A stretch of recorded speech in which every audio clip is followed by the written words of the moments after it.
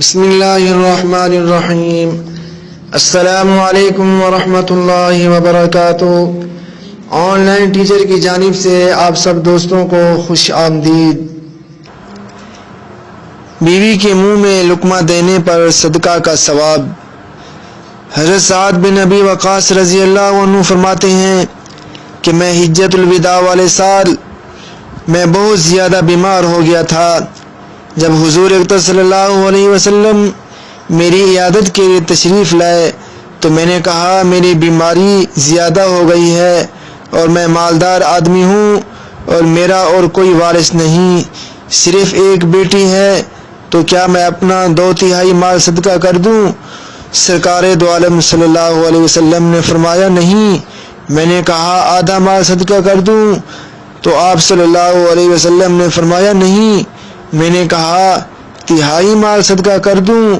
آپ صلی اللہ علیہ وسلم نے فرمایا ہاں 1/3 مال صدقہ کر دو، اور 1/3 بھی بہت ہے، تم اپنے ورثاء کو مالدار چھوڑ کر جاؤ، یہ اس سے بہتر ہے کہ تم ان کو فقیر چھوڑ کر جاؤ اور وہ لوگوں کے سامنے ہاتھ پھیلاتے پھریں، اور تم جو بھی خرچہ اللہ کی رضا کے لیے کرو گے اس پر تمہیں اللہ کی طرف سے اجر ضرور ملے گا، حتیٰ کہ تم جو لقمہ اپنی بیوی کے منہ میں ڈالو گے اس پر بھی اجر ملے گا۔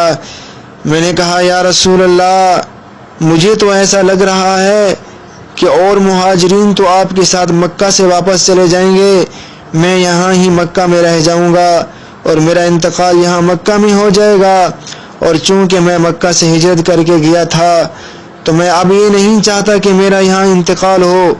حضور صلی اللہ علیہ وسلم نے فرمایا نہیں، تمہاری زندگی لمبی ہوگی اور تمہارا اس مرض میں یہاں انتقال نہ ہوگا، اور تم جو بھی نیک عمل کرو گے اس سے تمہارا درجہ بھی بلند ہوگا اور تمہاری عزت میں بھی اضافہ ہوگا، اور تمہارے ذریعے سے اسلام کا اور مسلمانوں کا بہت فائدہ ہوگا اور دوسروں کا بہت نقصان ہوگا، چنانچہ عراق کے فتح ہونے کا یہ ذریعہ بنے۔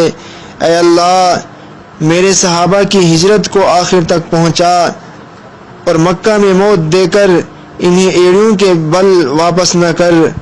ہاں، قابل رحم سعد بن خولہ ہیں کہ وہ مکہ سے ہجرت کر کے گئے تھے اور اب یہاں فوت ہو گئے ہیں۔